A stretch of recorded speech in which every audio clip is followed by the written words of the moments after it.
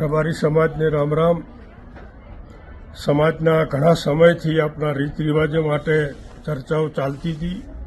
બધા આગેવાનોની પણ ઈચ્છા હતી કે આપણું સમાજ લેવલનું એક જ બંધારણ થાય. આપણે અગાઉ પણ બંધારણ કર્યું હતું, એમાંથી કંઈક અંશે પાળ્યું, કંઈક અંશે ન પળાયું. પછી ગામે ગામ બંધારણ કર્યું, ગોળ વાઇઝ કર્યું, ઘણાએ સારી રીતે પાળ્યું પણ છે.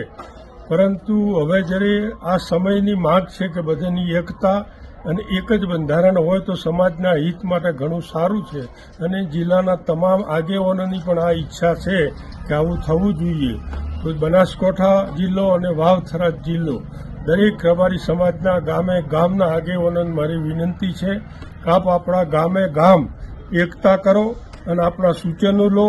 કેવી રીતે બંધારણ એકતા કરવી એ બધું જ તમે ગામ તાલુકા વાઇઝ બધું મેળવી અને થોડા દિવસ પછી સામૂહિક બંને જિલ્લાનો એક સંમેલન બોલાવી અને એની અંદર આપણા જે આ બધામાંથી સૂચનોના મુદ્દા બનાવી અને એક જ બંધારણ આખા સમાજમાં રહે, સમાજના હિતમાં છે, નાના માણસના હિતમાં છે અને બાકી શિક્ષણ તરફ વધુ સમાજ વળે એ જાતના આપણા પ્રયાસો છે. બધા જ આગેવાનો એમાં સંમત છે.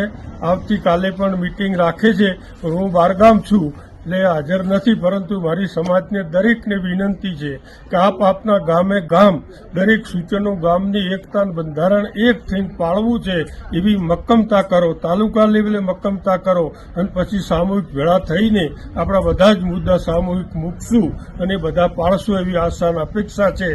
આપ સૌને આટલી મારી વિનંતી છે.